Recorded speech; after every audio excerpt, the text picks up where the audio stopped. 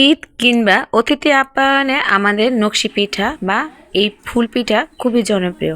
গাজীপুরের ঐতিহ্যবাহী এই পিঠাটা, এই পিঠা ছাড়া আমাদের যেন ঈদটাই অসম্পূর্ণ হয়ে যায়। আসসালামু আলাইকুম, কেমন আছেন সবাই? আশা করি খুব ভালো আছেন। আমিও আল্লাহর রহমতে অনেক ভালো আছি। আজকে নকশি পিঠা বা ফুল পিঠা বানাবো। আমরা এটাকে ফুল পিঠা বলি, অনেকে এটা নকশি পিঠা বলে। এই পিঠাটা সম্পূর্ণ চাউলের গুঁড়া দিয়ে তৈরি করা হয়। এখানে সিদ্ধ চাল এবং আতপ চাল দুটো একসাথে মিক্স করে চালের গুঁড়া দিয়ে যে কাই তৈরি করে, সেই কাই দিয়ে এই ফুল পিঠাটা তৈরি করে। প্রথমে আমরা সিদ্ধ চাল এবং আতপ চাল একসাথে দিয়ে সিদ্ধ করে কাই তৈরি করে নিয়েছি। এটা অবশ্য অনেকেই জানেন কীভাবে কাই করতে হয়, যেটা আটার চালের রুটি তৈরি করে সেম ওইভাবে একটু সফট আকারে তৈরি করতে হয়।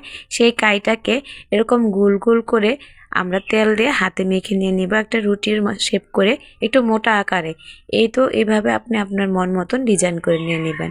এখানে একটা পাতার ডিজাইন করা হচ্ছে, আর এই ডিজাইনটা করার জন্য আমরা সাধারণত যে চিরুনি থাকে, চিরুনির যে মোটা অংশ থাকে সেটা দুটা কিংবা তিনটা একসাথে কেটে নিয়ে নিই।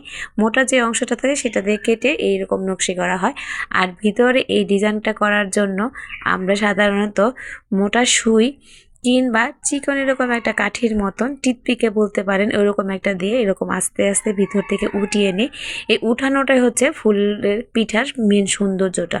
এখানে যতটুকু সুন্দর করে উঠানো যায়, ফুলের পিঠাটা দেখতে ঠিক ততটাই সুন্দর হয়। দেখতেই পাচ্ছেন কতটা সফট এবং নিখুঁতভাবে উঠানো হচ্ছে। আস্তে আস্তে করে এটা উঠিয়ে নিতে হয়, এবং এটা পিঠাটা যেন একটু ফাঁকা থাকে, মানে ভাজার সময় যেন উল্টানো সুবিধা হয়, সেজন্য ভিতর থেকে অল্প একটু করে ডিজাইন দিয়ে কেটে নিতে হয়।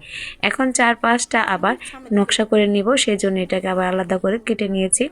আর এটা কাটার জন্য পাতলা টিন আকারে যে কৌটাগুলো পাওয়া যায়, যেরকম জর্দার কৌটা কিংবা অনেক সময় দেখা যায় ক্যান, পেপসি বা অন্যান্য যে ক্যানগুলো আমরা পাই, সেটা চিকন করে কেটে নিয়ে আমরা করতে পারি। কিংবা বাঁশের জার থেকে বাঁশের উপর থেকে একটু প্রলেপ দিয়ে কেটে নিয়ে আসলে এরকম হয়ে যায়, এবং খুব সহজে এটা দাঁতের মতন আর কি। এটাও কিন্তু একটা ডিজাইন, এটা হাত দিয়ে করার থেকে এইভাবে করে করলে বেশি সুন্দর লাগে। অনেকে অবশ্য সুন দিয়ে করে, সেটা থেকে এটা দেখতে আর বেশি সুন্দর। আপনি দেখতেই পাচ্ছেন, দেখেই বোঝা যাচ্ছে যে এটা কতটা সুন্দর এবং নিখুঁত হয়।